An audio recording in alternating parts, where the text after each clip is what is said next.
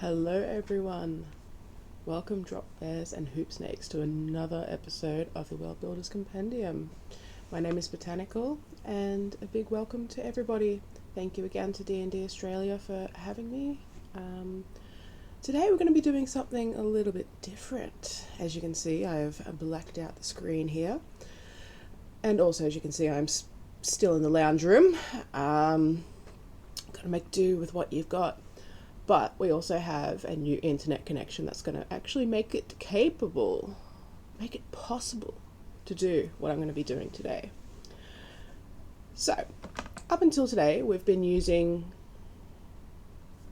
Campaign Cartographer 3 to build an interactive atlas that would be useful for DMs, or even if you guys are playing around a table, you can have it up on a screen and sort of show your players the fancy maps as you draw yourselves.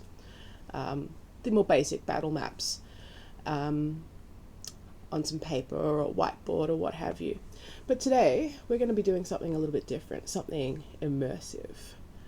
So, without further ado, we are going to switch over to Planet Zoo. Now, as you can see, I have opted to remove the overlay, and this is mostly because, well, you get the full experience of Planet Zoo if you don't have the overlay. So let's get moving. Now I'm a little bit unsure as to whether my mic is working, but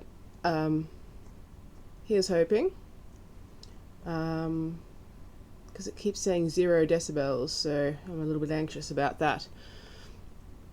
But I digress. So we have opted to start in a taiga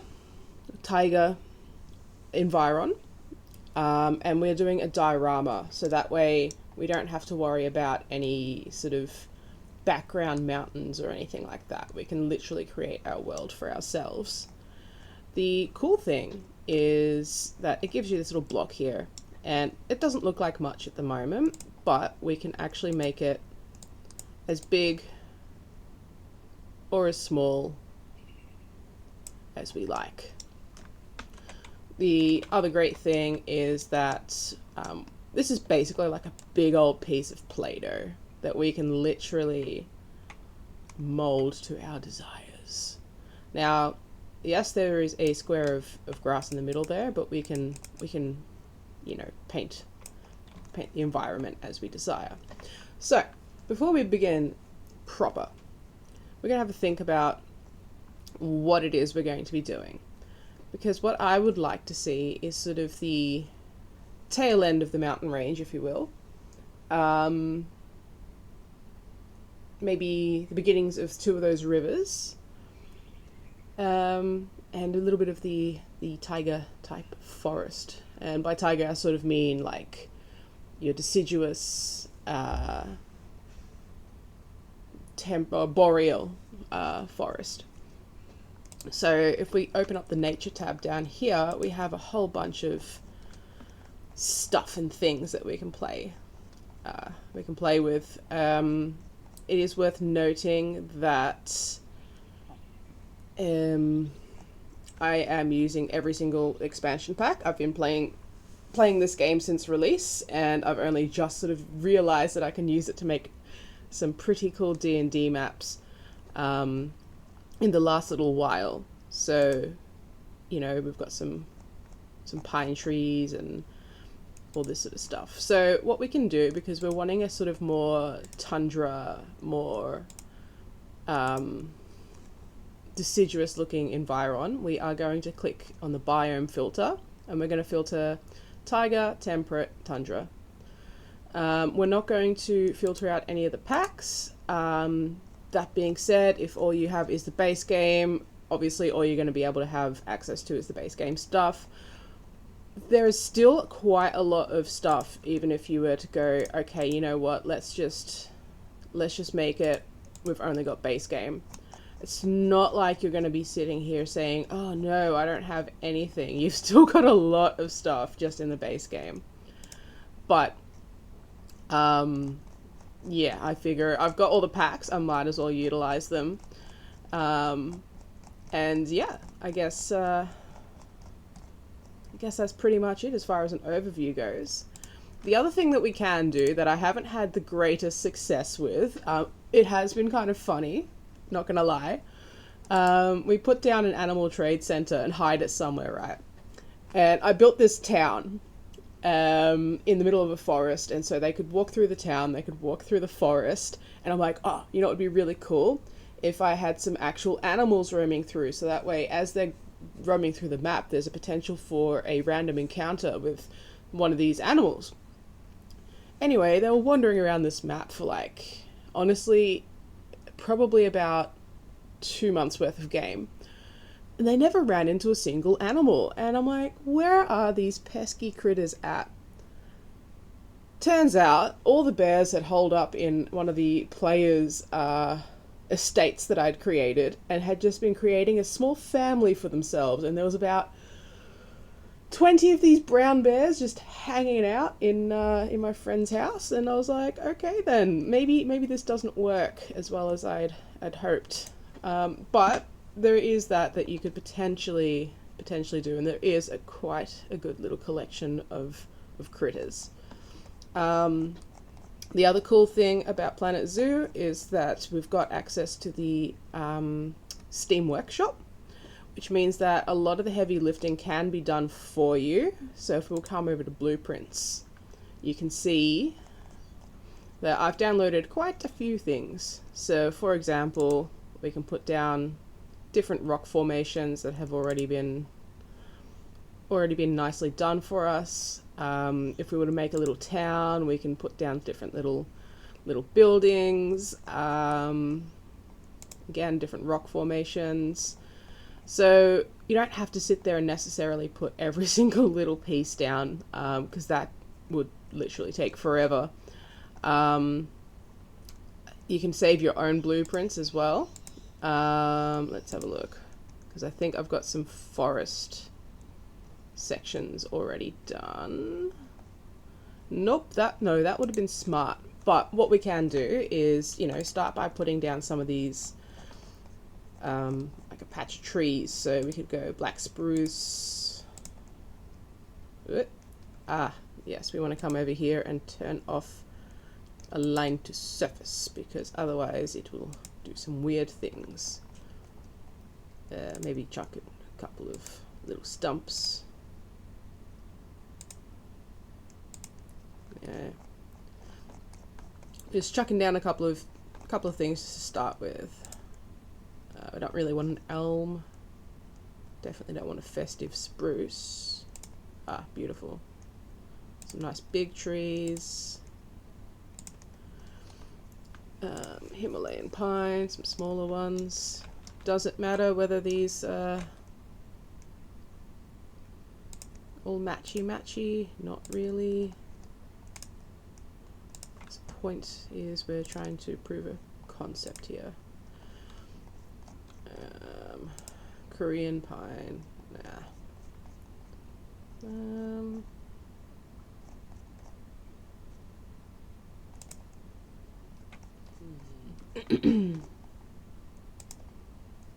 I do love the eucalyptus tree. It's beautiful, but not what we're looking for today.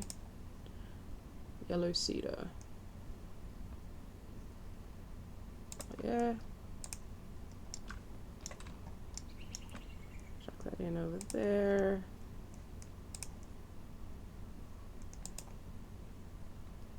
Maybe he can go behind, because the idea is we're building a little base, and then we're going to chuck that in as a blueprint. Ooh, some birches. I think so. Most definitely.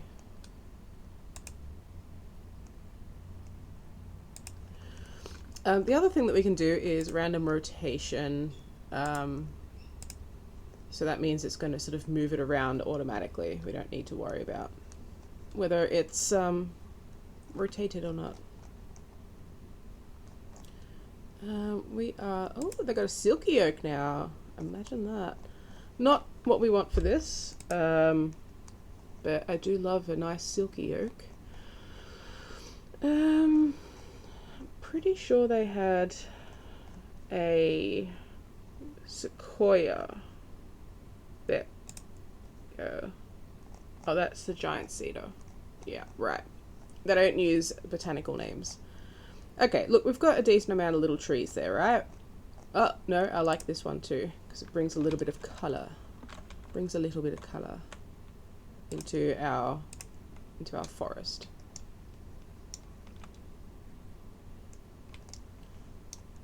The one problem we have with this is that it does put things up, as you can see.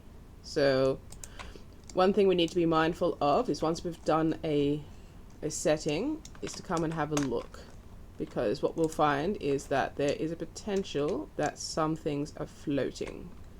Not yet, that's fine. My escape key doesn't work very well. Okay, so now we've got our canopy layer, shall we say. We're going to want to put down some cool trees. We're going to want to put down some of the sort of mid layer. So the cool thing about Planet Zoo is that we can put things wherever we like. We can angle them upside down, we can put them underground, we can turn them around in any which way we like. Right? So that means that everything's a bush. So we've got the beech tree. Nope, it's not a tree anymore, it's a bush. And that's where we can start playing with the different stories of a forest. So it's not just all, oh look, there's just trees. We can start to play with bushes and flowers and really cool things like that.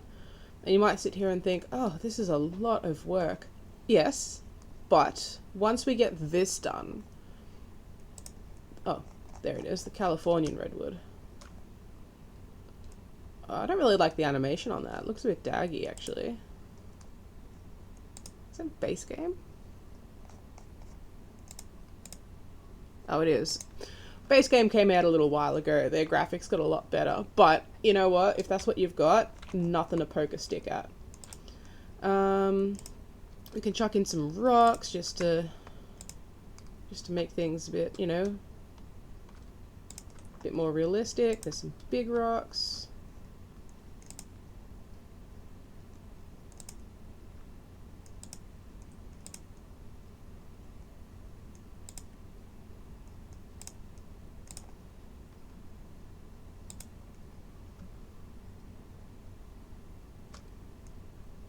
Lovely. And let's chuck in some flowers.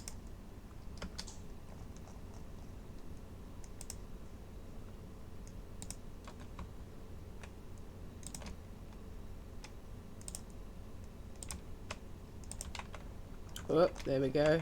Look at him, raised up. Got to keep an eye on him. Got to keep an eye on them, because they will, cheeky little sneakies, they will raise. So we've got some sunflowers we can chuck down. What's another? We've got these guys. They're a favorite of mine. Fairy fan is always lovely. Ooh, hydrangea bush. There we go, for a nice splash of colour. We've got some of that, and that adds to our understory slightly. This little one down here. What else have we got? Labrador tea. It's not quite what we're looking for. Oh, I do love this though. It's like this grassy flowers, so they're like your real like low level type thing. periwinkles are quite nice. Pincushion. So what we can do with these guys is, first of all, you're going to scatter them through at random. Right.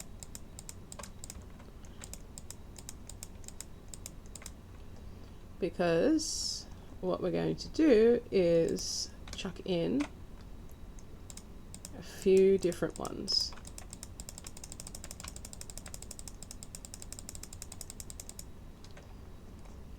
What else is there? Tick seed's quite nice too.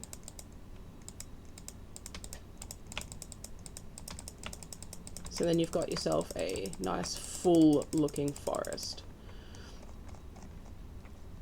for when we inevitably, this is just grass.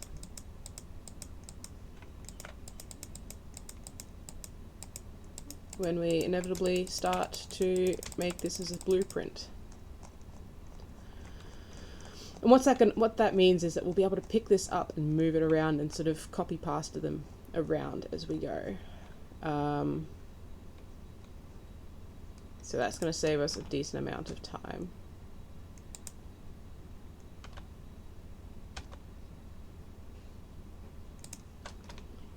Just chuck in a couple of taller ones.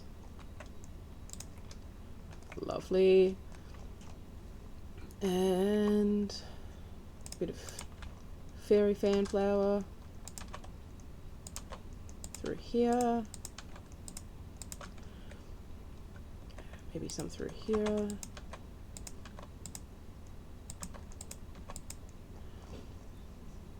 Bit of dwarf cornel. Again, I'm not really too sure what these plants actually are. I'm more versed in botanical names. Let's hope that these guys aren't raised. Nope. Good. What else have we got that we can throw in? Oh, they're pretty. Some blue flowers here and there. Doesn't need to be every...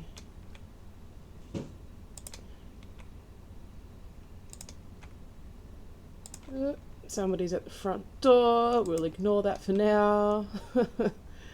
Oh, and these guys.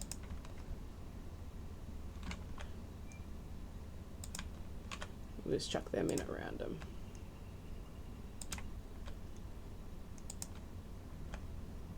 Alright. Lovely. Now, something that I think could be worth doing is throwing in some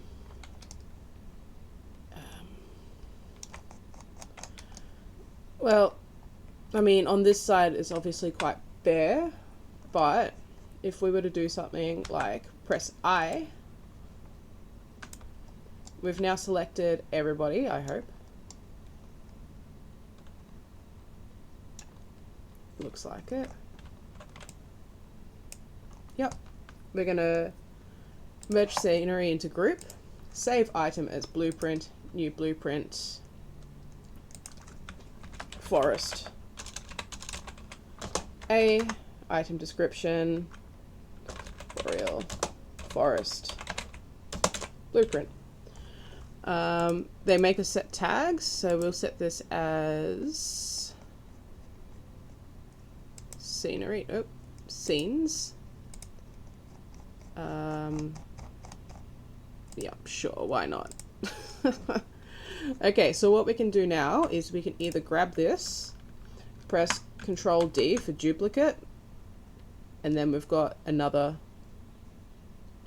we can do the exact same thing. So we can press Z a couple of times and sort of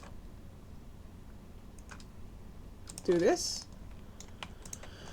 so that both sides of this forest are nice and pretty like that.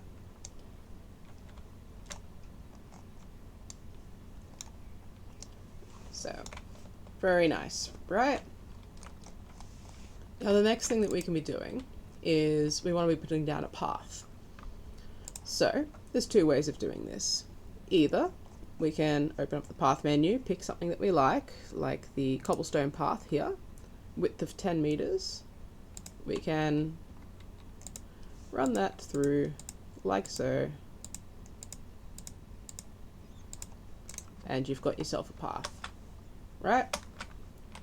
Oh, that escape key is absolute trash. So what we can do now is we go free look, explorer mode, put ourselves down here, and that's what it's going to be like walking along this cobblestone road. Cool. Except the lines are always quite harsh on this here cobblestone road. So instead of having a path proper, what I tend to do, and also it always stuffs around with your terrain, what I tend to do is pick something like a dirt, it's a bit too big, a dirt path, putting it at like at 11 or 10 and doing it that way. So that way you can see the path is quite clearly there. For everywhere else we'll have a nice green, grass. That doesn't mean that we can't have a bit of fun with you know, some light soil coming through here to not just make it a boring green grass, but as you can see, that means that you can see where the path is. It doesn't have that, it's got a nice blended line. Everybody's happy, right? Lovely. So I'm actually going to extend out this side of our diorama because, like I said, I kind of like the idea of having our path sort of start at the foothills of our mountains, which we haven't named yet, of course. But here we go. So the way that we mold things in Planet Zoo, and I will be honest, I am definitely no master of this just yet, but we sort of treat it like as if it's Play-Doh and sort of can mold things in that way. So our mountain might come down like that.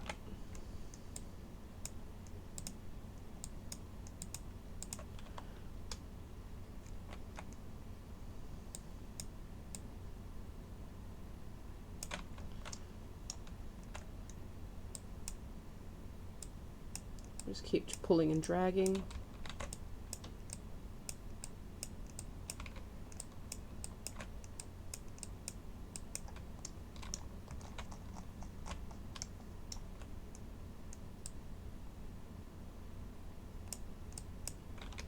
It's, like I said, I'm no master at it, but you know what? I'm a bit of a perfectionist when it comes to my maps and stuff, and I always find that I get really upset and frustrated by the things that I create, and my players are always like, oh my god, this is amazing. So yeah, you don't have to stress too hard, because I guarantee you, if you pull this out and, you know, run it on a on your TV for your games, I guarantee you that they are going to be blown away, even if you do an absolute dog's breakfast of a mountain. I promise you that they will be like, holy guacamole, this is amazing. Because that's just how it is. You're always the biggest critic of your own work. Let's make a little cave through here. That's where our players are going to come from. Lovely. Lovely jubbly.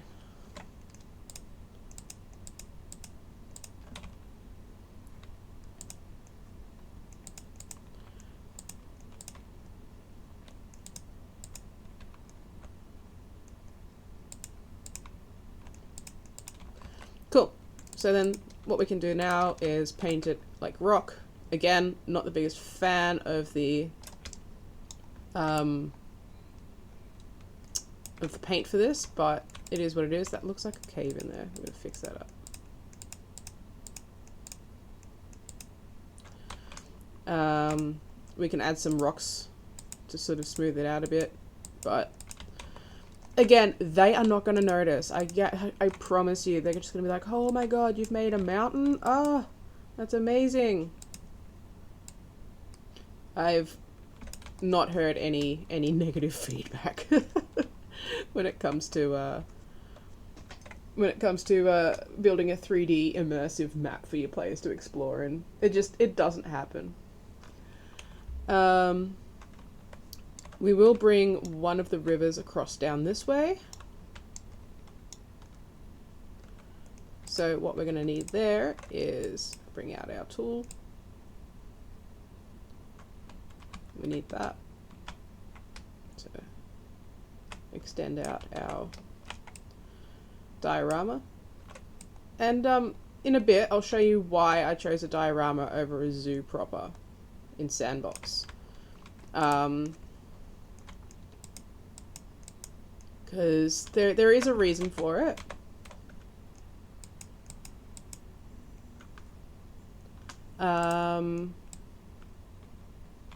Yeah, there's definitely a reason for it.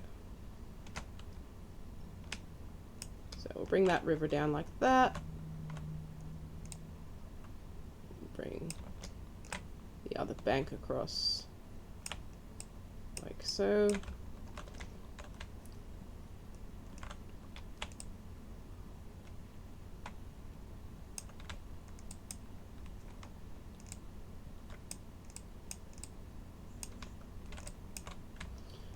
Lovely. But we kind of don't want to impede on that. Might want to instead widen this out so that we can have a river nice and happy, because this is going to be connecting up to our mountain. We kind of want it to be nice and big like that. We'll work on the other side of the mountain in a moment, but we'll have a waterfall coming down through here and across as one of our rivers. So we might even sort of thin that out.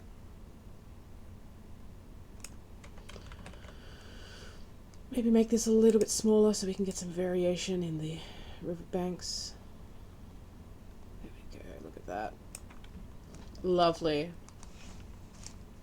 So we've got ourselves a nice little river. Now, what we can do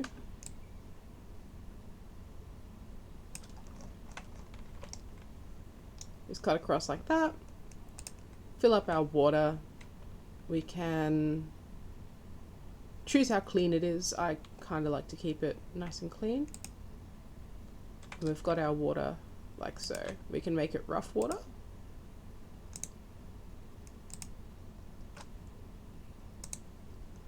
So right clicking gets rid of the water, but we can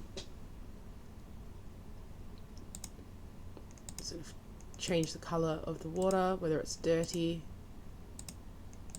sort of how clear it is. Ugh, that's a bit bright, I think. But as far as maps go, we've got some great colors that we can play with. But I think either clean or maybe even crystal. Yeah, nice crystal clean waters coming off the mountain.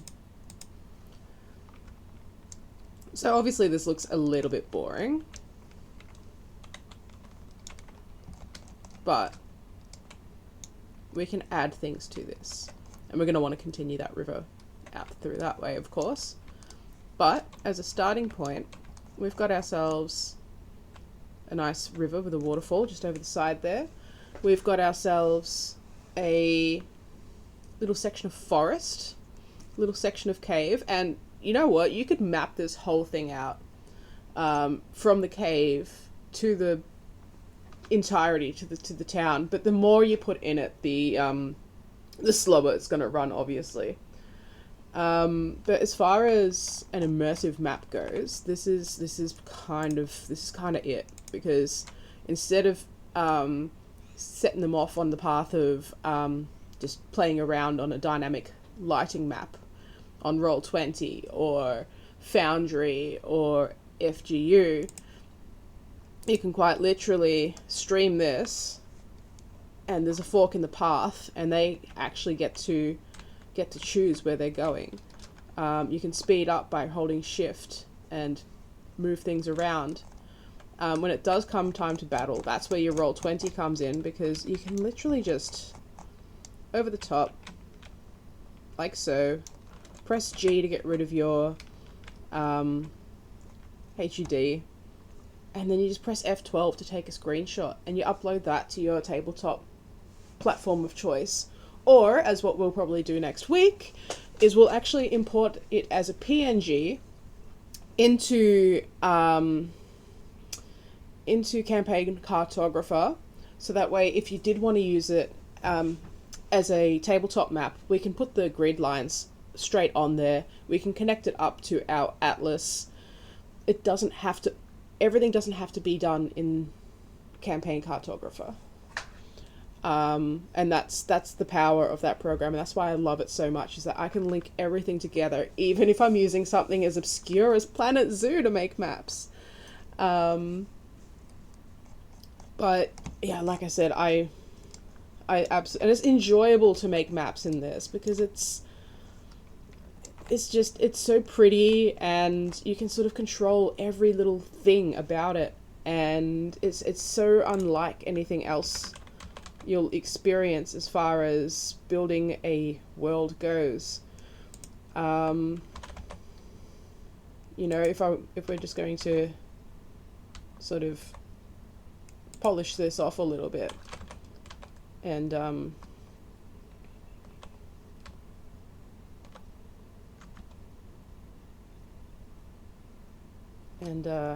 you know, make it a bit more full. Again, maybe it'd be worth making 3 or 4 different forest sections, so that way it's not all just the same thing. You know, we can also have a broken piece going across the track. Nice and easy. I accidentally copied it, but you get the point. Get rid of that. We've got a broken piece of tree, you know, folded across the track. We turn off the angle snap and we can control it even further. You know, there's just so much that we can do. You want a bigger piece. Well, that's nice and easy. That's just in the building section. So we'll go into construction, and we'll go beam. Actually, no, log. And we've got a few different things to choose from. It's 4 meters. I believe there's a 8 meter piece. There you go. So we can just simply bonk him down, press Control X, and have that extend out. And then you've got a tree trunk covering the road. So pretty cool. Just the sheer power in what Planet Zoo can bring to you. And imagine, you know, sitting down to play some D&D as a DM, whipping this bad boy out, pushing your players and saying, you've just entered the forest.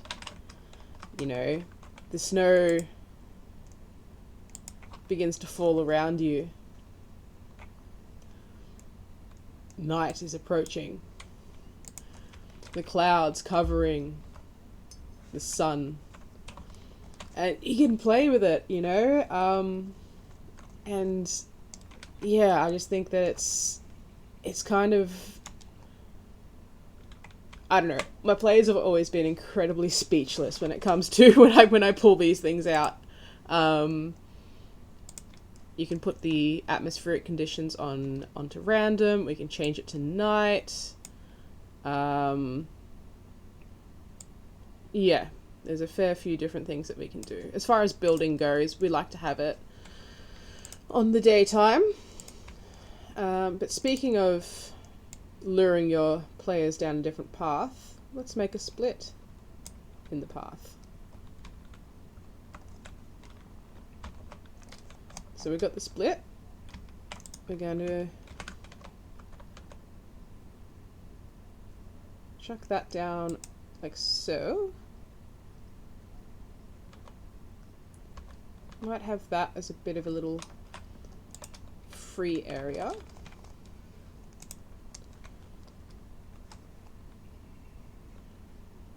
But just so you can get the experience. So we'll have this as like a little grassy knoll. Let's have a look at continuing or finishing off our river. So we'll actually get rid of the water.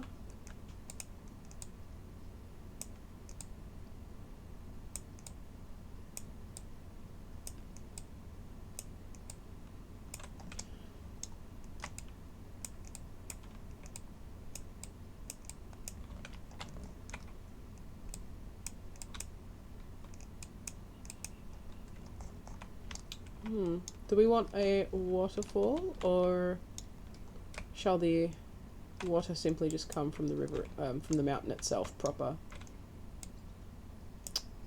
I think. Just close that up a little bit.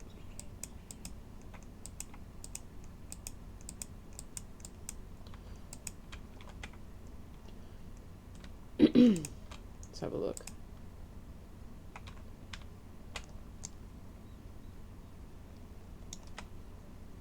I reckon having it come from inside the mountain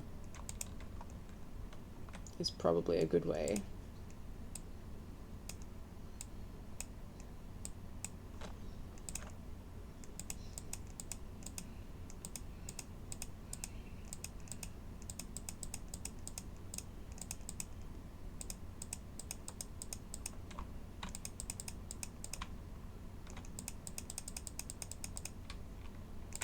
There we go. Not quite.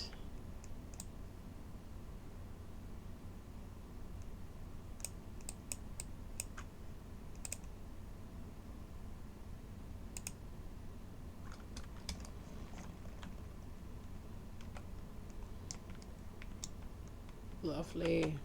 Although that's a little bit strange, but we will smooth that out with our smooth tool.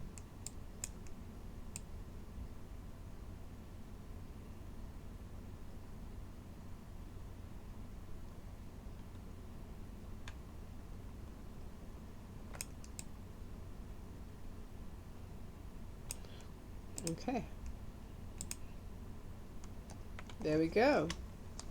So then we've got our little river. So should we perhaps have a bridge coming across here? So I've downloaded a few bridges already. We can make one from scratch, but I'll show you the ones that I've already got. Go all. So we've got a stone bridge, which is definitely not going to cut the custard in this case. We've got a sort of barn bridge like that one from Fable. That would work.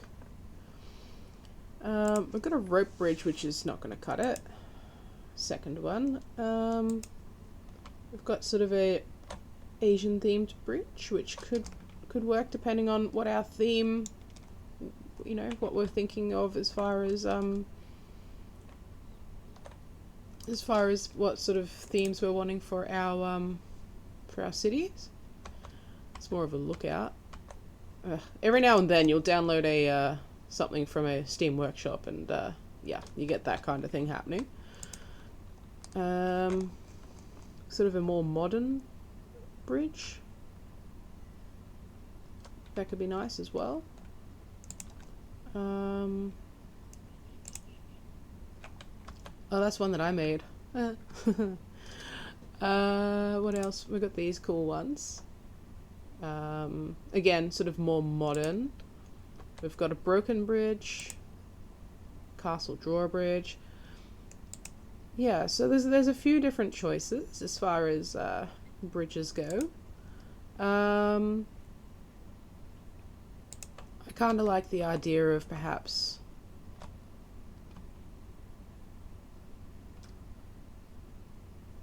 this Asian theme, being in the mountains and the snow. Perhaps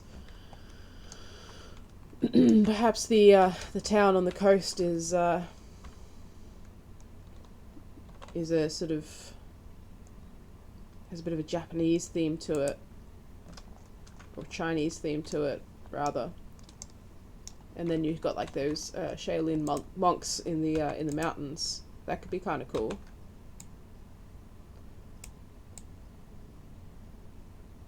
And then we just bring that out a little bit.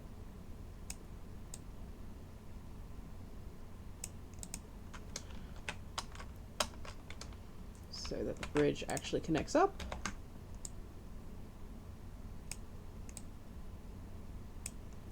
There we go. And we've got ourselves a nice bridge. Now, if we were to turn this, actually what we're going to want to do is go to Settings, Sandbox.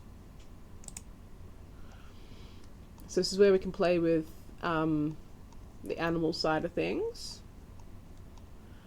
What we actually want is power everything. Okay, cool.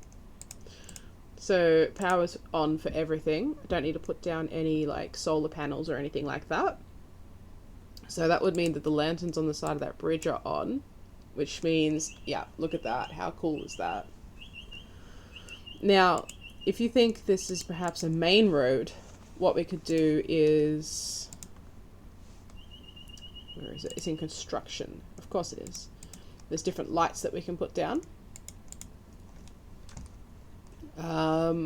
I don't think that this would be counted as a main road, but if you were to be that way inclined, we can put down something like this, or a sort of stone lamp post.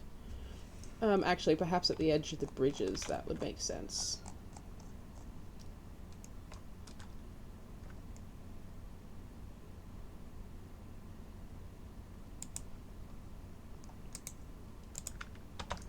Now, there's another game called Jurassic World, Prehistoric Kingdom. And in that, you can actually make things bigger or smaller. So it's not just, yeah, you know, find something that fits. It's actually, you can make the trees bigger or smaller. You can, it was just annoying me that it was such a straight line. But you can sort of, yeah, make things fit to size. But that's fine. Okay, so then we've got the bridge. We've got a path that goes this and that. Bridge is a little small, but you can't make anything bigger or smaller in this. You're kind of just going to make do with the pieces. That's fine.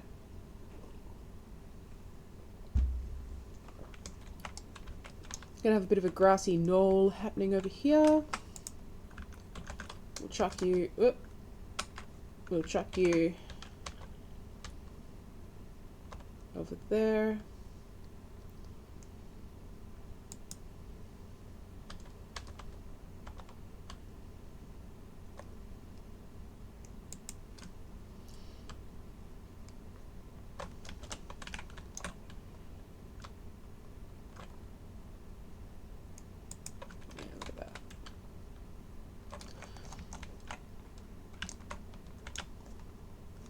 As you can see, like, it's been less than an hour and we've already fleshed out this much.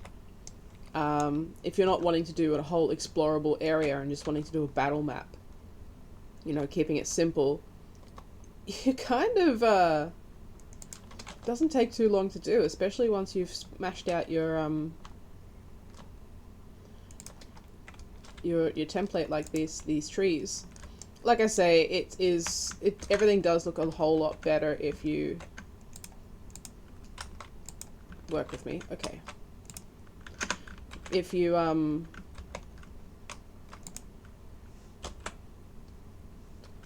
Don't know what's going on there. If you make a few different ones rather than just trying to rely on the same thing. Okay, it's being a bit of a pig, that's fine.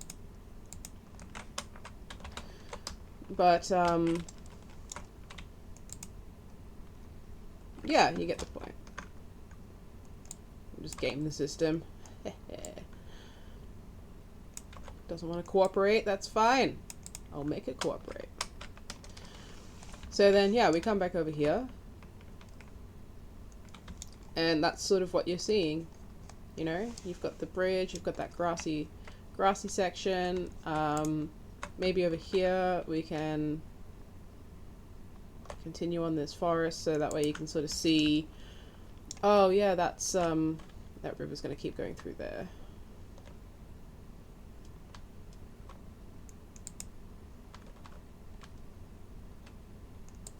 But you can sort of see that, oh yeah, the you know, that's where that path goes. We can chuck in some rocks along the riverbank to make it more alive. Yeah, it's a pretty incredible program, pretty powerful program. And the best bit is that it's also a game, so you don't just buy it to make maps. You can also, you know, play the game how you're supposed to.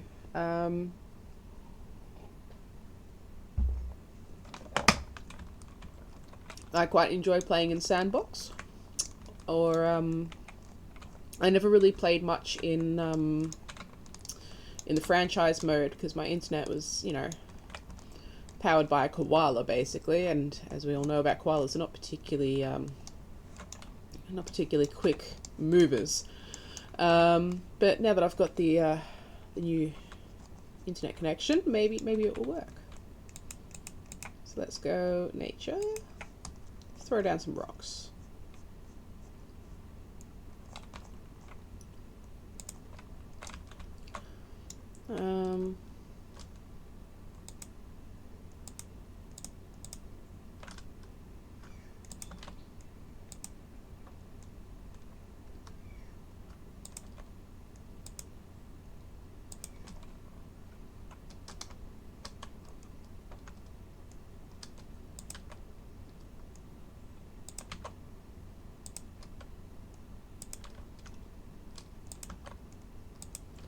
Lovely.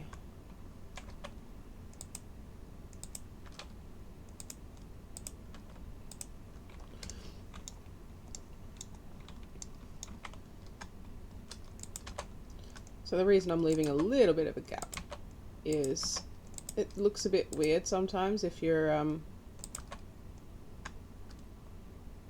just adding a whole bunch of rocks. But the other thing is that we can sort of, you know, add in the little ones here and there as well.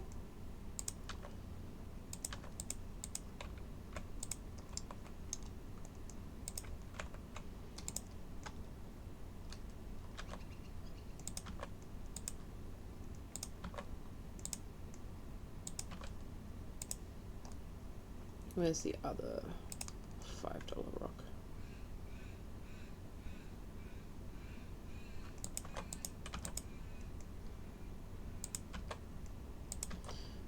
Now, in the aquatic pack, they do have some rocks that have, like, how do you say, that are sort of a bit more like, small rocks grouped together, but they just don't have the same look to them. I'm not so much of a fan, so I don't use them. I tend to just use the small rocks like this to get my point across, if you will.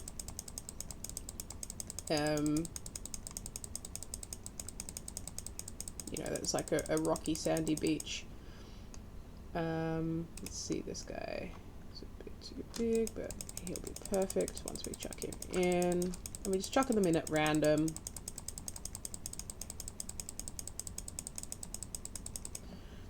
We'll chuck in this guy as like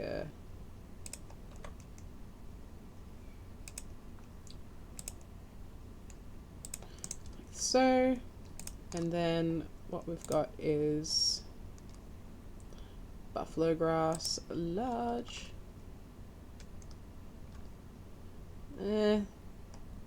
No, I mean I like leaf litter. Nah. Where? Let's see.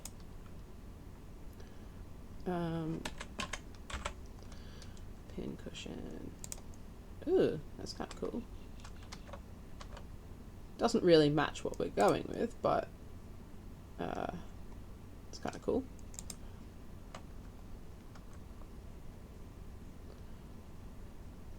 Ooh, actually, what if put that down? Very nice, very nice.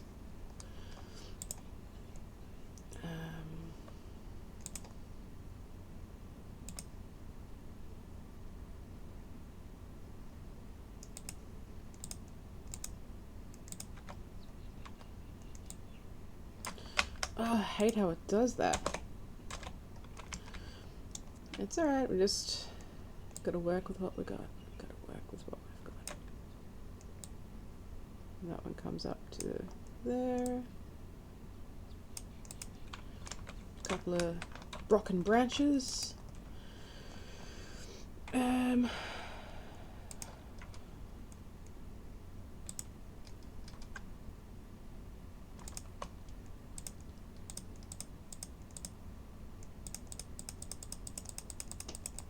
Chucking these down.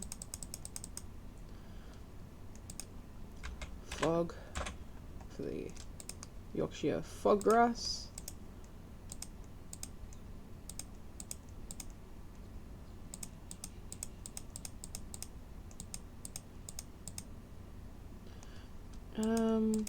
Daisies? Yeah. Because they're quite pretty.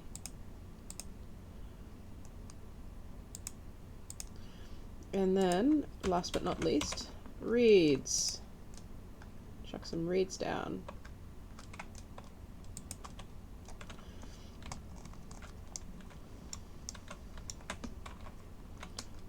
You can even throw some lily pads in, although I don't think that is quite realistic given the temperature of the supposed area.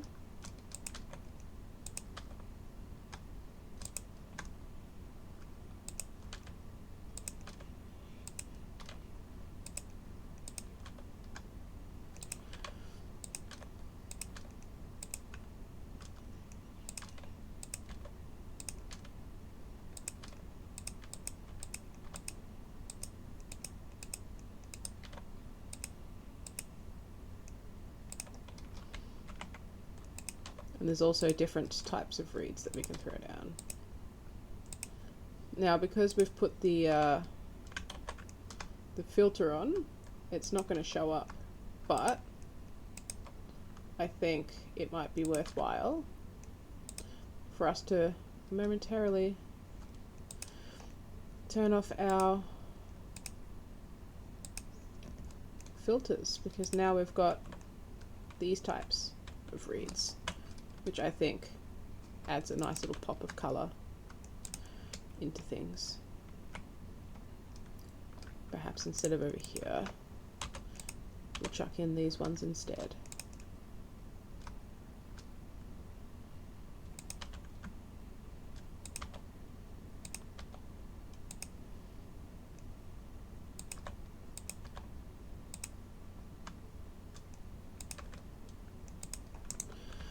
There we go. So now if we sort of look at our river, it's a little bit more alive. It's not just a piece of water running through a populated map. You can see that there's a bit of life to be had here. Might even go as far as to put a small bush in here. Something a little bit taller. Perhaps here. Let's have a look. I do love these sea hollies, so we'll chuck them in in a few places. That's not quite what we were wanting. We're wanting something a little bit bigger. Something with a little bit of height. No. No. Nope, that's prostrata. Oh yeah. Put you there. Because it could look quite nice. Poplar's too big. Too tall. That could be good for there.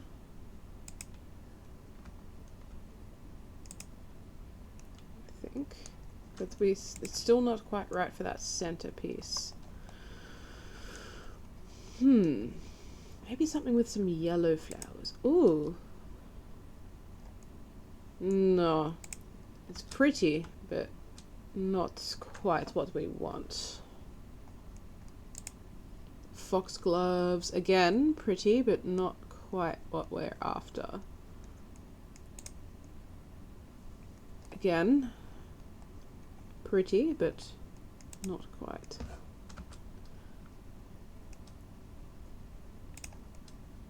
Ooh, that could be nice. Look at that. The yellow. Yeah, I kind of like that. Just for a bit of pop of colour. And then we've got this to sort of scatter around a little bit too.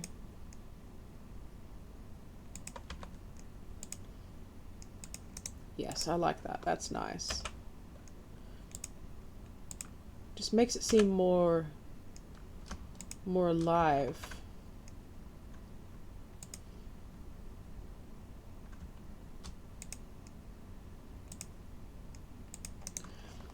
Yes, love it. That's beautiful. Now the other thing that we can do is keep in mind that we are obviously making this for D&D. Now we can have a look through the blueprints to see, you know, maybe somebody set up a camp here. So let's have a look. I have already sort of built a camp.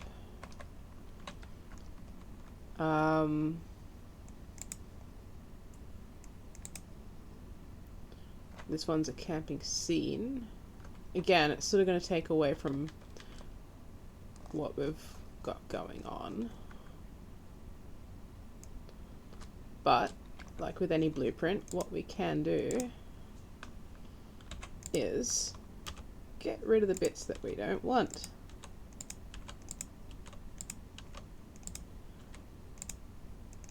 Keep the stump in, actually. So now we've got ourselves a little camping scene that we can so as the players sort of come around the corner, there's an abandoned campsite, the fire still roaring, well, still functioning at least. They can come over and investigate. Just make sure that nobody's lifted. Nope, beautiful. So there's a little campsite tucked off the side of the path. Perhaps there's a chest. Sort of opened at the back here.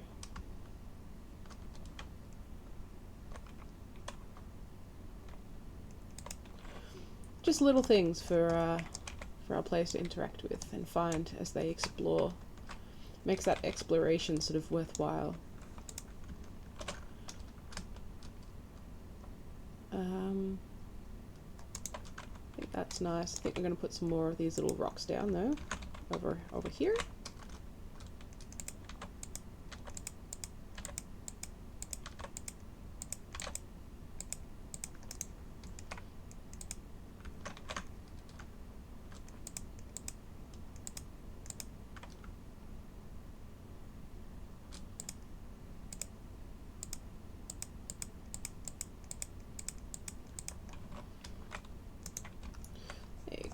Just a little bit more realistic. Probably gonna want some more little flowers and stuff through here, but for now, this is all fine. This is all lovely. Perhaps it is at this point that we have a little waterfall running, but let's have a little explore. Let's have a little run through in our explore mode. So, we take a step out of the mountain path. And we can look around and see that whilst the rocky walls of the mountain begin to give way, a forest comes into view. Vibrant wildflowers pop out from the green of the trees, and as you make your way further down the path, what appears to be a downed tree crosses the path. It is easy enough to step over, and you continue down the dirt path. Up ahead in the distance, you can see a bridge. Your mind sort of wanders, thinking that, well, where there's a bridge, there must be something that needs to be crossed. And as you approach, you see some smoke wafting up over the trees, and you catch sight of a campsite nestled up against the bend of a river. You're faced with a couple of choices: to take the path leading off to the right, continuing over the bridge ahead of you, or investigating the mysterious campsite beside the wide river.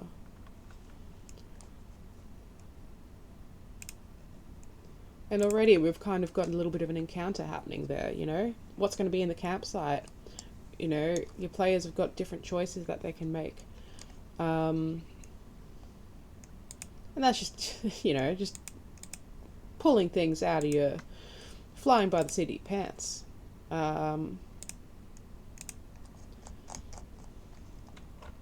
I don't know, I just find that making maps like this sort of encourages the imagination. I'm just going to have a cheeky sip of coffee for a moment.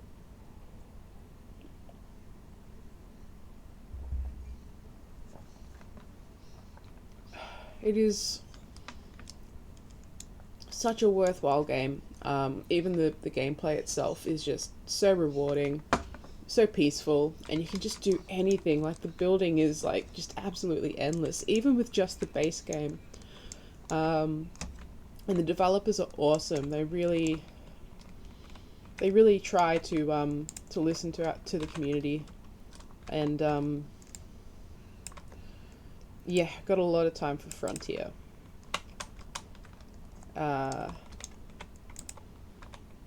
So yeah, if you're looking for something a little bit weird, a little bit unusual as far as map building software goes, Planet Zoo is definitely the way to go.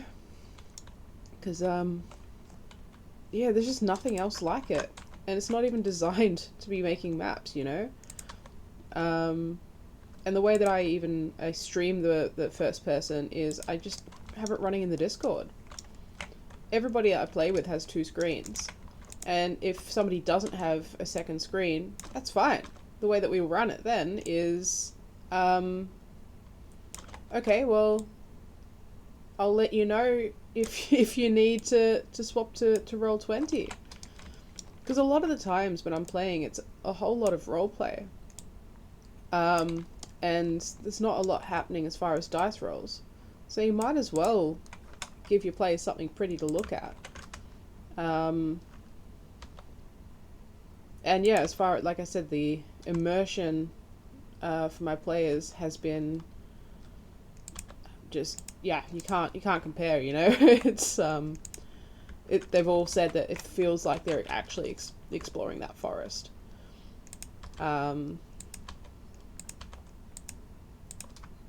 Yeah, I think it's just a little extra tool for a DM to have in their tool belt.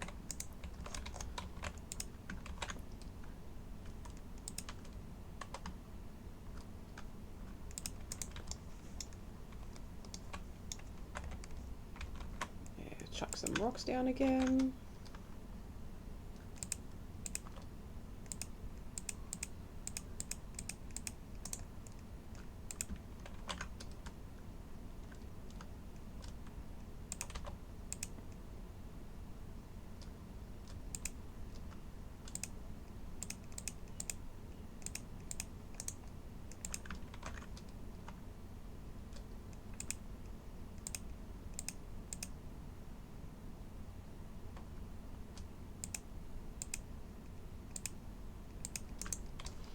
There we go. We've got ourselves a bit of a rocky bank. Let's have a look-see. Oh, no, actually. No. Oh, yeah, no, that's right. That's right. Because we shall...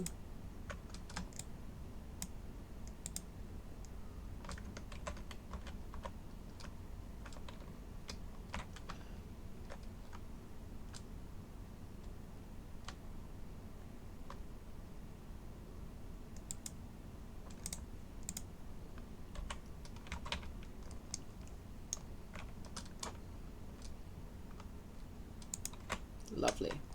And then we've sort of padded it out a little bit, making it a little bit more realistic.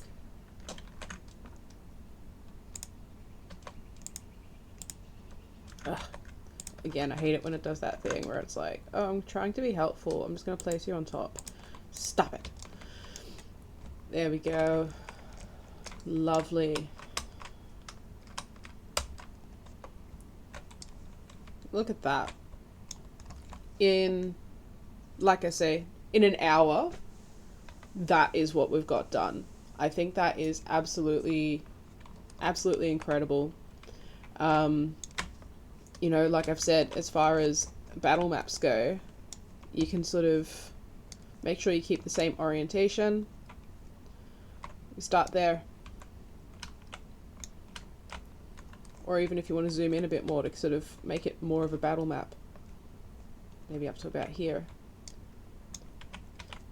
Boom, F12. Moving up. Boom, F12. Like, yeah.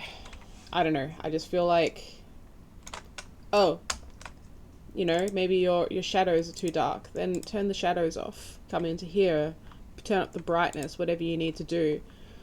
But as far as, you know, as far as creating a beautiful map goes, something that you can actually walk through, I don't know. I know I keep saying it, but it is unrivaled. But we'll continue this path to make it so that you've actually got somewhere interesting to lead to. We'll sort of try and tie this into like a start and end type situation. So what if over here we have a shrine? Because I'm pretty sure I've already downloaded one. Because we're going with like the sort of Chinese theme. Oh yeah, that's kind of nice. Or we've got like a roadside.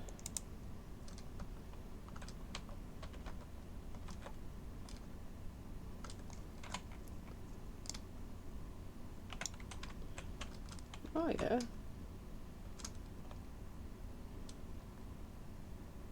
That's kind of cool.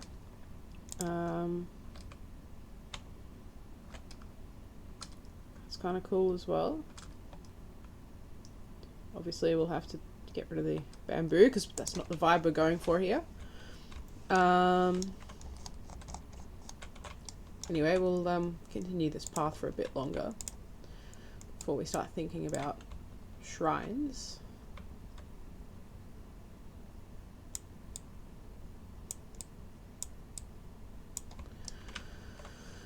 Okie dokie.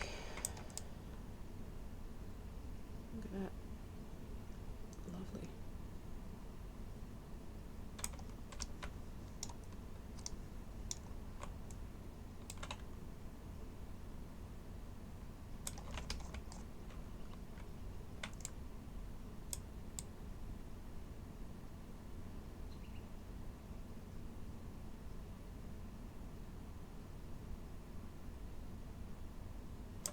Okay, so what I think might be good is we're going to make this a little bit smaller. We can bring this around here, like so. But then we're going to have another river come through.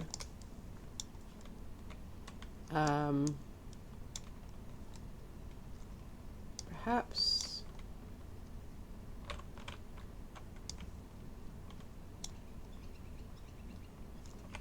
we'll just keep that as is.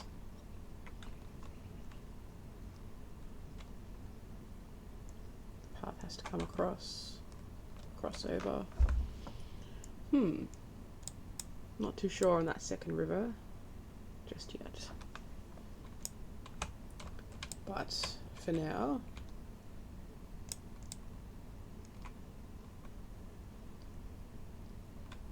that river is going to sort of hook along this way.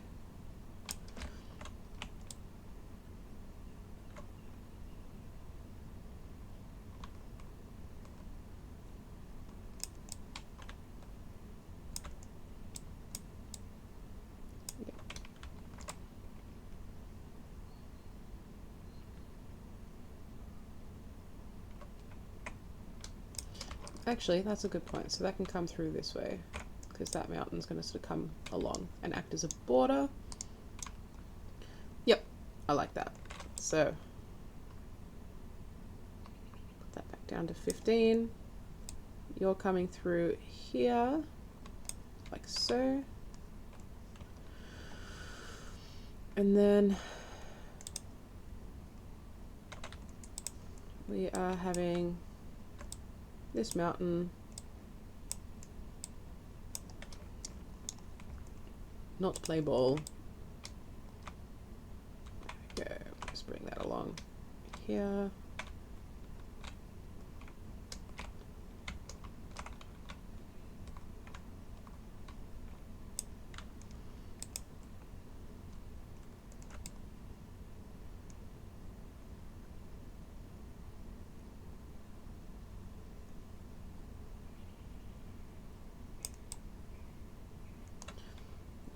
Drag that out, sort of massage it a little bit. Like I say, not always the easiest tool to use, but I've seen people that can do some really awesome stuff with it. I am not one of them, but like I say, you just need to, the only person you need to convince, or the only people you need to convince, are your players, and the fact that you've made them a 3D world to explore in, yeah, you've convinced them. You can make the lumpiest mountain known to man. You've convinced them. Look at that. That is one lumpy mountain. My goodness.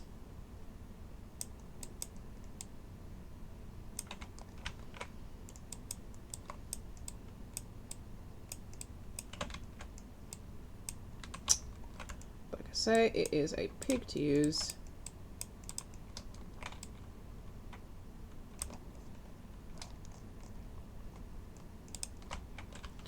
Let's go 15. I reckon actually we might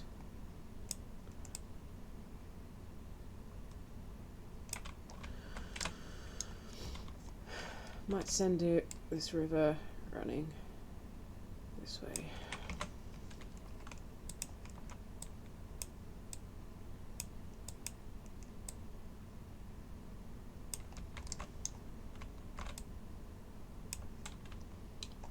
And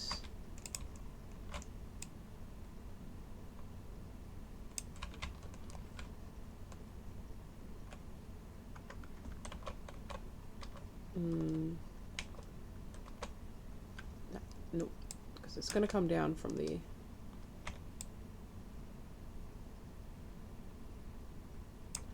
that's a bit better. It's sort of feeding in.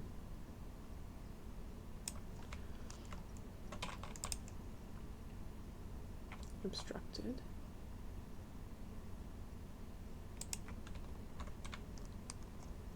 That must mean that there's a hole somewhere. That is annoying.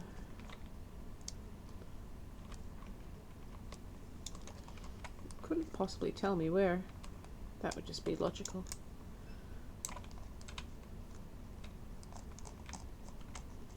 What are you obstructed by? Ah! Aha! There you are.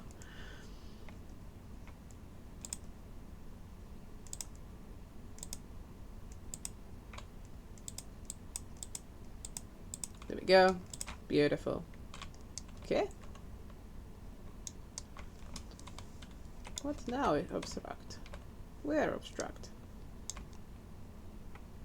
Ah, I was just getting too ambitious.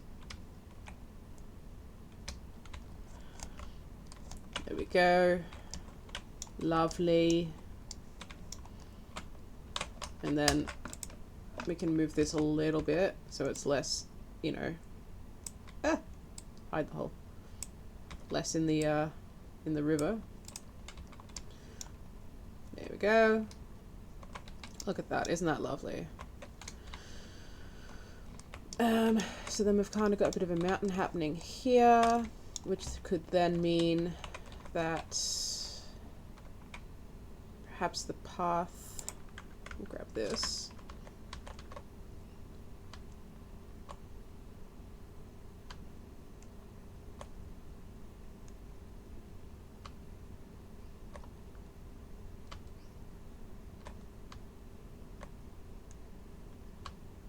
I think we're gonna have to split this.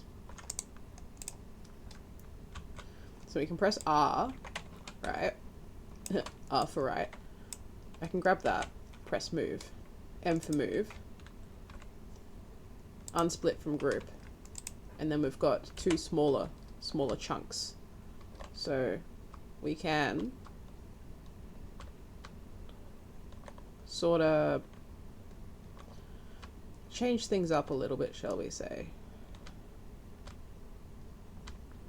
Because what I'm thinking is sort of a riverside path.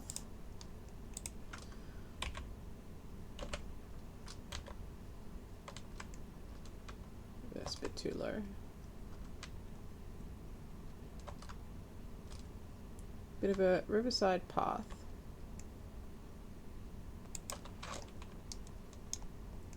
Bit of a cut in through here that leads up to a shrine. And I think this could be the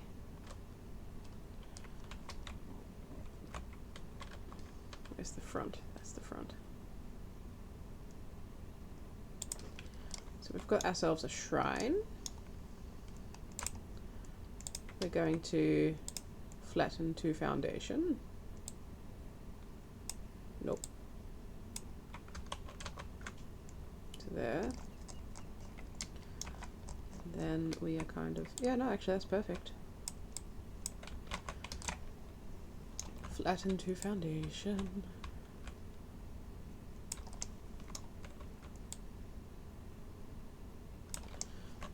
Lovely.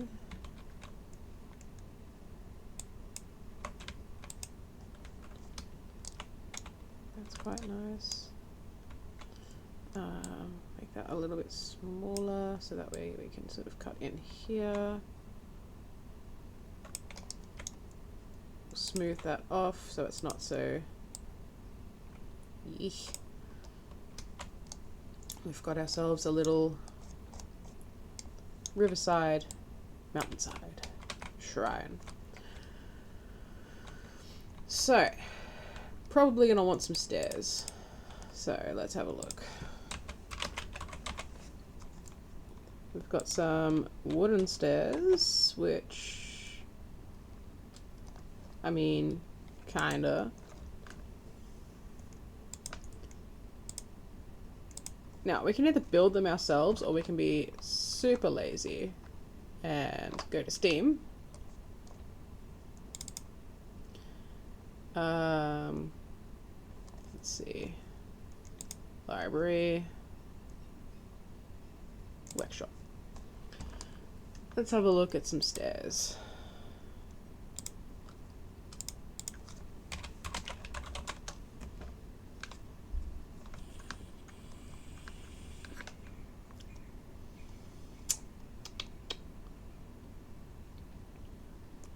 maybe they're cool. So press plus.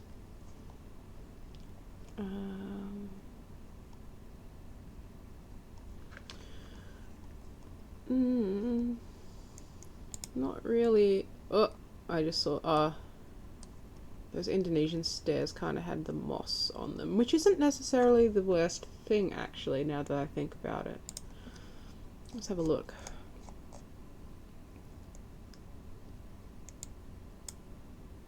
Okay. We'll go on to page 3, see if there's anything else. And if not, we'll pop back over. Worst case, we'll just have to build it ourselves. Alright, nothing too exciting here. Let's have a look. Oh, those are actually kind of cool.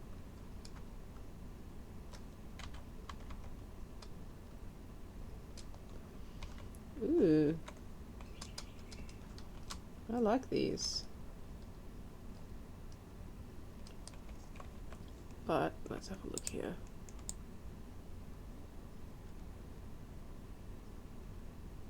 Shadows are making it a little bit difficult to build here. So what we're going to do is we're going to graphics and we're going to turn our shadows to medium, just so we can actually see what we're doing, and we might even turn our brightness on up a little bit. We'll turn it all back down and make it look super beautiful in a moment.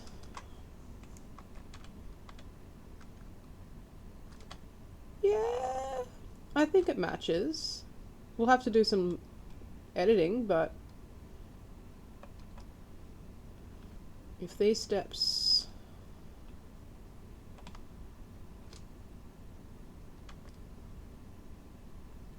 maybe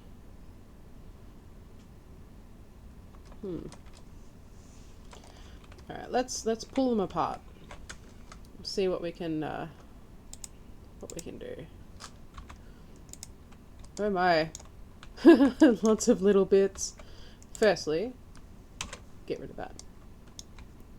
Secondly, let's see about getting here. Yeah, not quite. This is where it can become a bit tricky, is grabbing the bits that we need. Having a bit extra isn't the end of the world, but not having enough is annoying.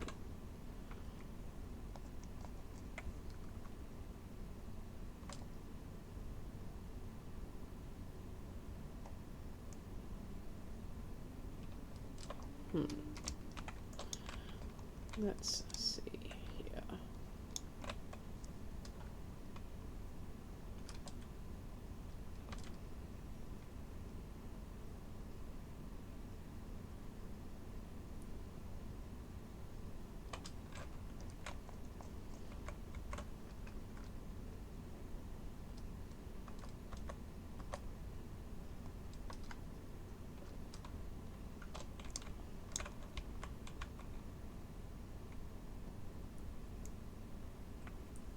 What if we had that there?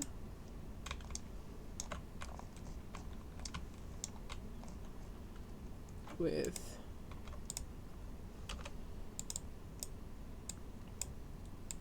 this section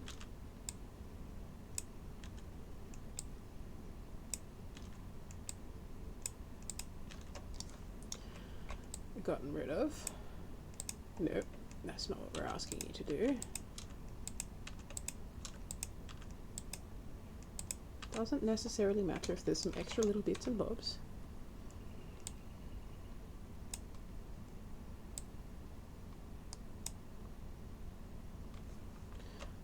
Take what you can get.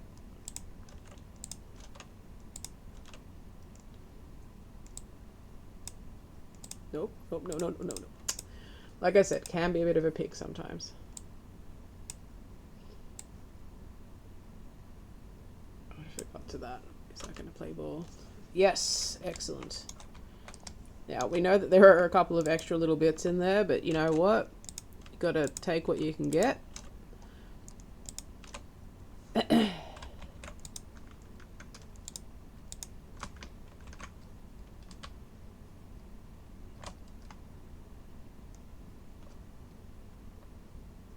That. Lovely.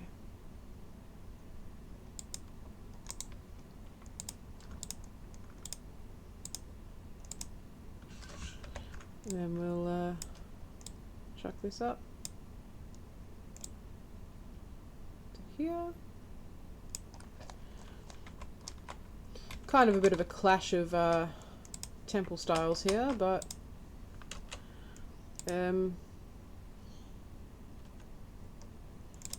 you know, gotta do what you gotta do. Alright, lovely. Ugh. Lovely. Oh, somebody needs to get a new keyboard.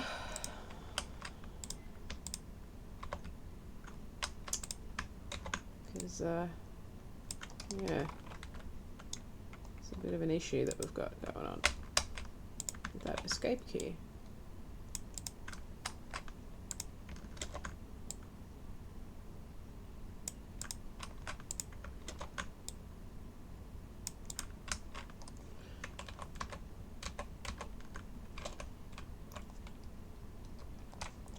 Now what we could do is continue that sort of fencing along here. Don't necessarily think that's the worst idea. And then this can be separated so that way it stops selecting everything.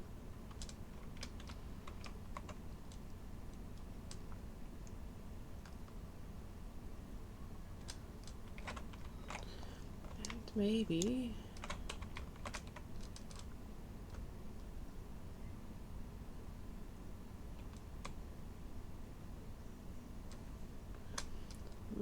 we can have another set of stairs. No, I think that's fine. We'll just continue that around. Turn that into a rock. Lovely, lovely jubbly. Lovely.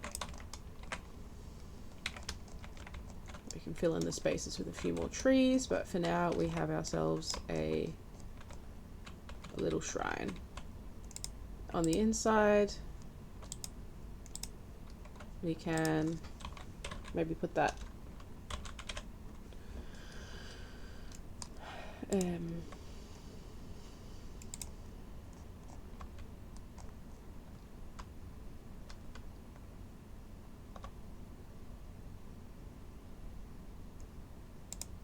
put that in, get rid of that, get rid of that, get rid of that, get rid of that, that, and that. Let's have a look around the back here. Nope, nope, nope, nope, nope, nope, nope. Yeah, and that's where it's gonna be silly. That's fine.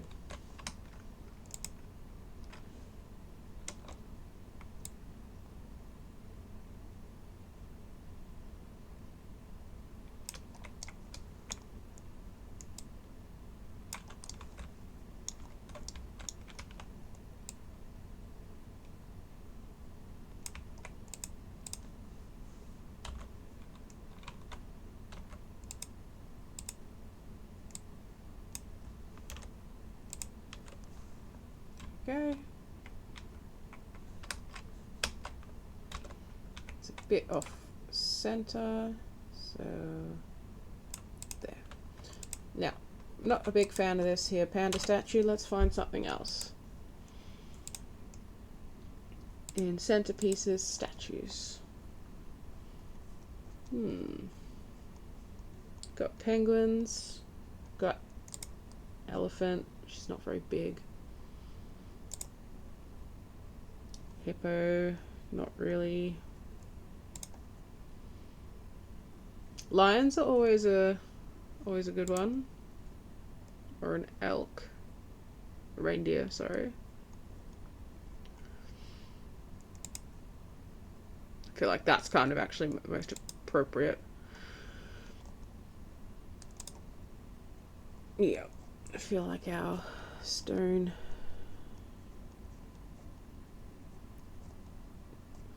lion might be the most appropriate. And again, we do have raccoon. Can we change the color?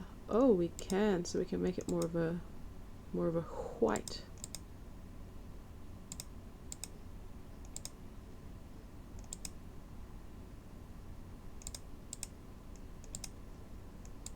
Okay. You know what? We could be onto a winner here.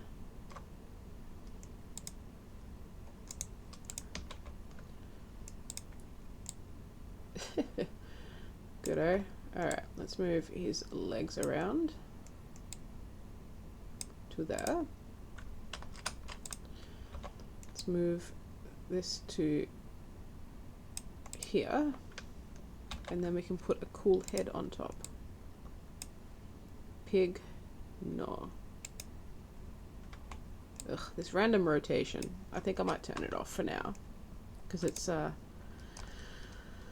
very good for plant, not so good for when you're trying to place something. Ooh. Actually, that's kind of a cool...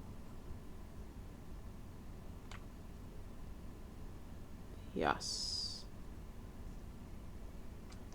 I think that is definitely... Although I'm a little bit confused, because there's like a sea serpent, snake kind of thing. There's like all these parts, but... Yeah, it's weird. He kind of looks a bit weird without a neck.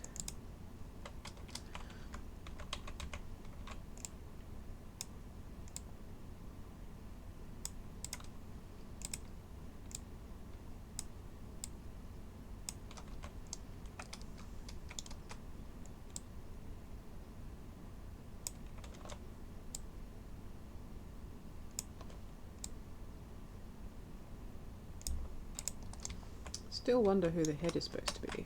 What the head is supposed to be for that sea snake.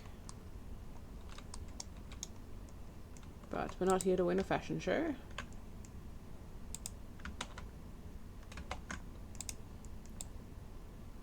Because once again, you might be the biggest critique of your work, but I guarantee that your players are not going to notice the seams. They're just going to walk in and be like, oh my god. What a cool little temple. There you go. And we'll chuck in an offering bowl with the idea that there are going to be some trinkets inside the bowl. And your players have to make a good choice.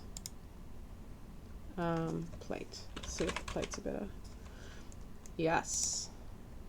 So there's a plate in front of our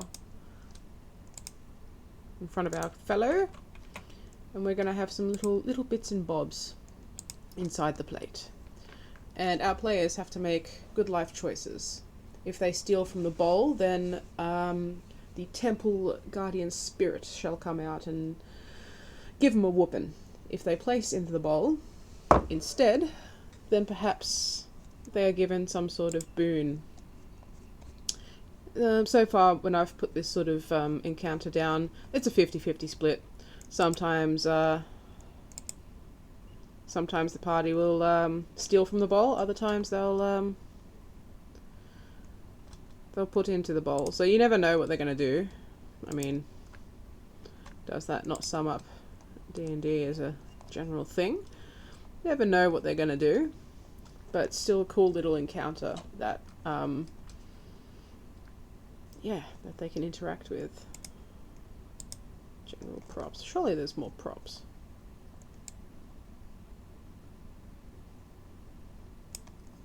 I thought there was more props than that. That's a bit weird. Theme props. Because we just want to put little bits in.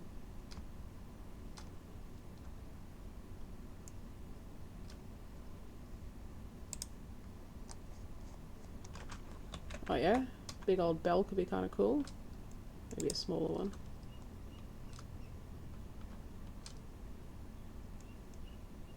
It's a bit busy. We won't put a bell in. Ooh. Actually, what if we put the bell over on this side? Wrong button.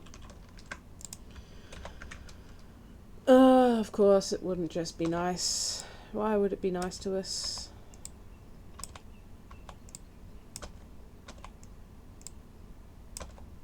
There we go. 2 bells. 2 bells of awakening. Ring them both. See what happens. But surely there's some more little trinkets. Well, I feel like that's a very small bowl. Are we going to be able to...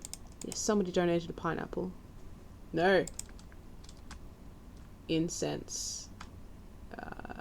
Imagine that.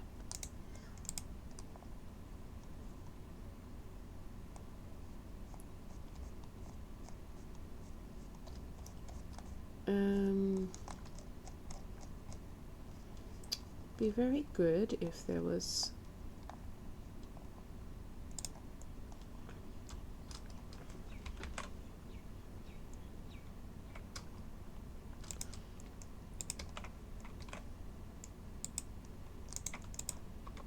move them up so they're not. Yep.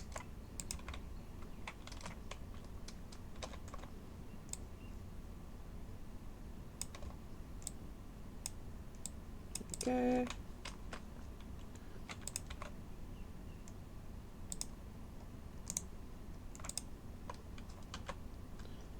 Some of the local villages bring food as offering.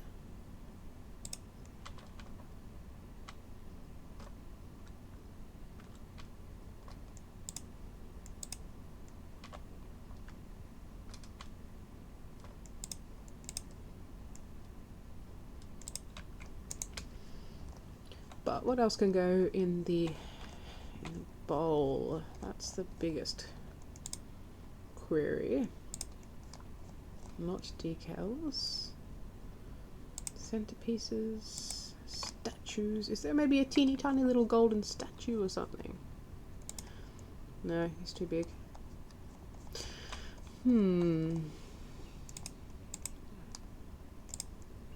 Yeah, definitely too big. Okay. That's just signs.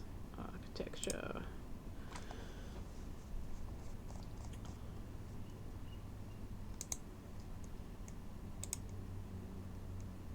Actually, I know a good thing.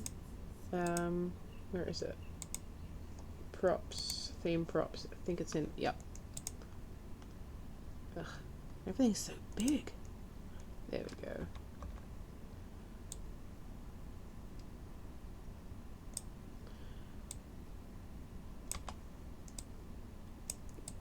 Put that in the.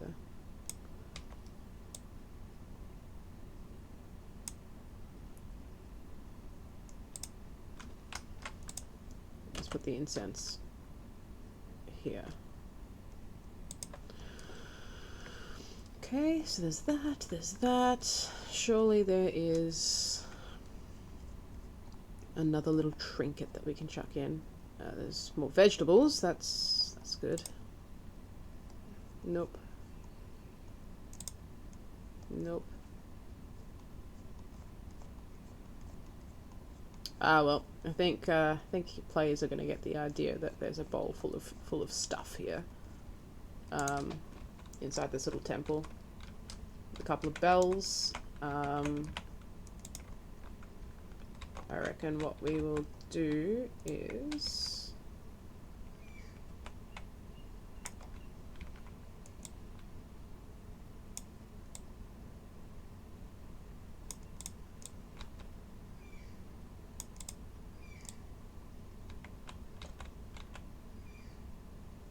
bring that across so that there is some consistency in design. Apparently there's no consistency. Why would there be? Okay. Because we want that sort of connected there. Get rid of that one.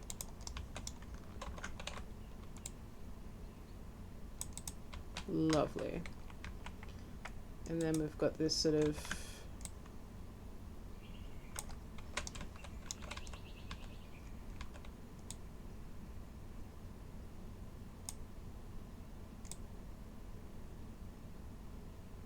okay, no worries. Although, what if we had like that?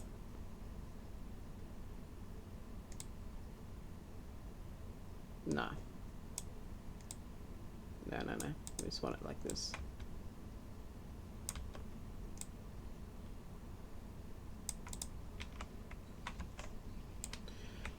Bring this over here and move that back. Not too sure why they're not aligned, but I suppose it doesn't matter.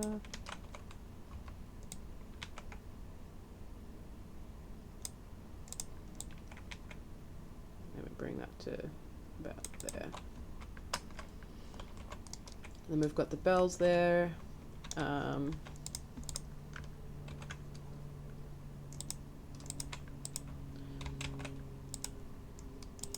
Here. Perhaps a little balcony over this side.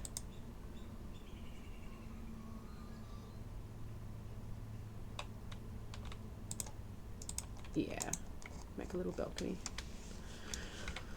Might end up redoing the stairs, but I think for now, ugh, come on.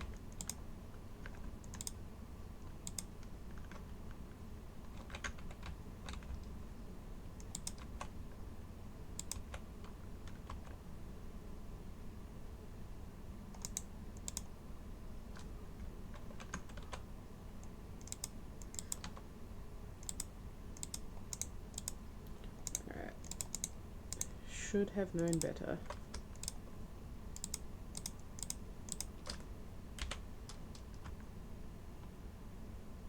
Oh no. Okay. Okay, so first of all, this needs to move along a little bit so it's not, you know. And then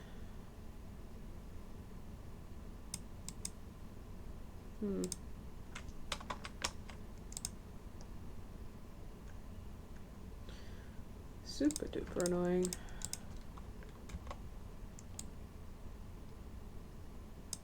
I feel like that's a bit better. Move this across.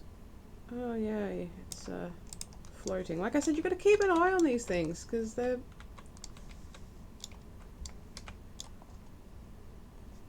very cheeky. Very frustrating. Oh, I've just moved it. Okay. I've just moved it too far across.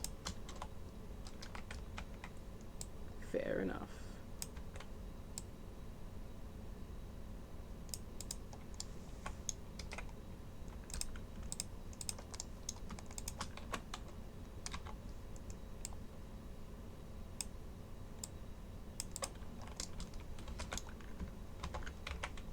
Angle snap so that way we actually get this nicely. And then look at that, we have a nice balcony. We're going to redo those stairs. Maybe there'll be like a little Zen garden or something. And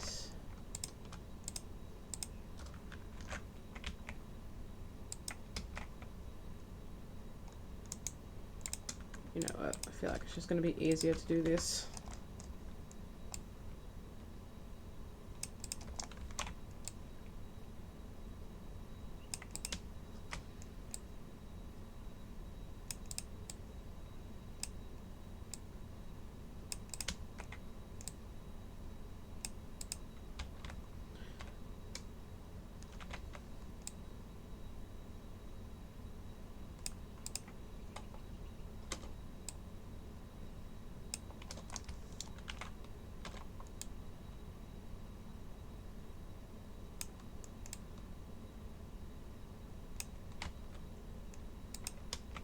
Lovely. There we go, because like I say, it does not need to be perfect by any stretch, because your players are going to love you regardless.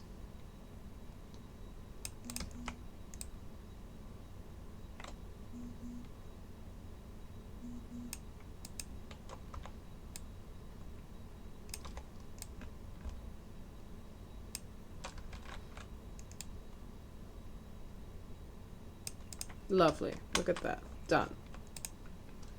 For sake of my OCD, we shall... It's fine. We'll put a little garden there. We'll hide it. Bring that out a little bit, but at the end of the day, minus the stairs, we've kind of got what we're wanting. Although, we will...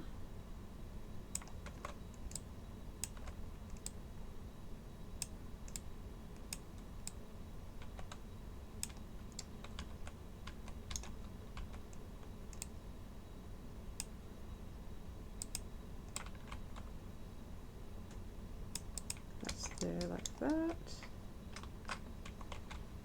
and perhaps this one's going on top, like so. Not, but what we can do instead is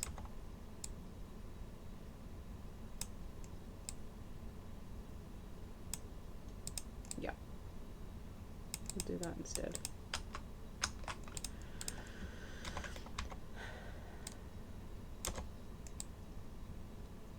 Lovely.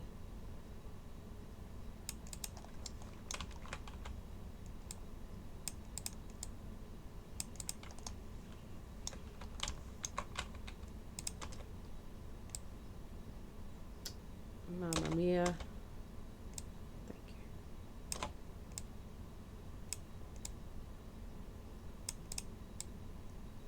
Lovely. Okay. Now, if we want to be extra fancy, we can also do this sort of thing where you want it up the top as well. No. Wazzers. Control X. Ah, look at that. Up she goes. Glorious. Can even do this. Lovely. But then you've got to deal with the things below. So what we might do instead is just move these up like so.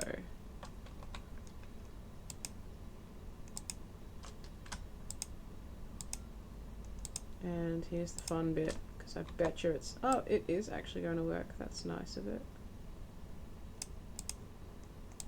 And then we'll do this. Yeah, see? Ugh, so annoying.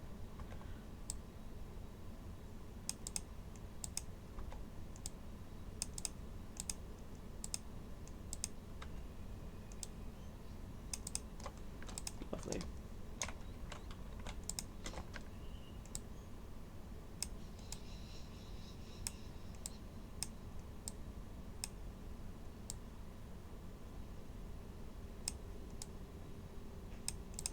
Beautiful. And then let's maybe see if we can make this. There we go. Nobody even knows any different. And then Let's do the same thing over here. Amazing. And then we've got ourselves a cheeky little balcony. Again, those stairs are upsetting me. We will deal with them shortly. Probably end up doing something similar there, but we get the idea. We've got a little temple there. The stairs are annoying. We're going to get rid of them. We're going to make new stairs that actually match. So yeah, that's what we're at. And we have 5 minutes to go for our stream. So look how much work we've done. So yes, that looks unfinished, but your players aren't going to see that. All they're going to see is what you want them to see. So we leave our cave system to come out into the forest. Players can look around. You can turn it into night mode if you so desire. So let's pretend it's nighttime as they come out. We can also, let's go to the brightness calibration, bring that back down to where it was. And to turn our shadows back up again, because there's a difference between building and exploring. Great. Put us back on explore mode. G. So if you make it particularly dark so they can't see, we can always press L to turn on a torch. So your players can have a look around. And you know, they're going to start moving up the path. Oh my goodness, look, there's a bridge. There's some water. A campsite, how exciting. They can come over and have a look at the river, which we'll do a little bit of work on next week. We can cross the bridge, which doesn't lead anywhere at the moment, but that's okay. We can still cross the bridge, which is way too low, but I'm pretty sure it was built before this explore mode was actually a thing, but that's okay. We can fix that next week. I mean, we could always just say that this is for dwarves. You know, just explain it away. So we come down this path, and then, oh, there's a path, you think you can see something. Let's go down here. See what I mean? Sometimes it's cheeky, you gotta catch it. So we'll fix that next week as well, the old floating terrain. We'll do it now, actually, while we remember. Then you can come up and see this beautiful temple. Or we come over here and faced with another river. But while we're here, while we're remembering, and while our zoom function is not working, which I love, freely mode, there we go. We shall move these down a little bit. There we go. No more floaties. I swore I saw somebody else doing the floats. Yep, there we go. You guys, come down a little bit too. Lovely. No more floating forests. Beautiful. So, that is what I use to build my battle maps and interactive exploration of a region. Pretty easy to do. You can find all of the blueprints from the bridge to the campsite to the temple. Pretty much everything that I used today was a prefab that I got from the workshop, so you can find all of those really, really easy. The other cool thing is that you can already get some forest scenes on the workshop, build your own. When we're done with this particular map, I'll upload it to the Steam Workshop as well. So that way you guys can have access to that for free, so long as you have the game, of course. The catch is that you'll have to have the expansion packs that I have utilized in order to be able to utilize the Steam file. But yeah, more than happy to share that with you guys. Another cool thing that we can do as well is Planet Coaster is also really, really cool for building dungeons and stuff like that, because it's, you know, a theme park builder done by the same developers, but they even have like pit traps and stuff, so you can literally make for example, I made the murder house from Curse of Strahd. I made the basement section in Planet Coaster, so they actually had to walk through all of that, and they got into like the bottom section where, no spoilers, but like, yeah, they got into the bottom section where like that final battle for the murder house was. And yeah, whilst you can't have an immersive battle scene happening, you can have that feeling of exploration while moving through a dungeon and things like that, because they've also got skeletons and zombies and ghosts and, you know, even animatronic rats that can scurry around in a sewer. And I think, yeah, choose your tools based on what you need. You know, I can't remember who it was. Somebody asked me, oh, you know, are we just going to be using Campaign Cartographer? And I was like, yes, but no, because it's great for a skeleton. You know, we've got our atlas in there because we can link everything together to make it a seamless thing. But for every job, you need a different tool. And I think just boxing yourself away with just using, oh, well, this is made for tabletop mapping, like Incarnate or Campaign Cartographer 3, you're really limiting yourself. There are so many other cool programs that, heck, even for like character building or for building interiors, I've used The Sims before. Like, don't limit yourself in thinking you have to get tabletop specific programs, because there are plenty of really cool games that you can get really creative with that aren't even designed for that, like Planet Zoo.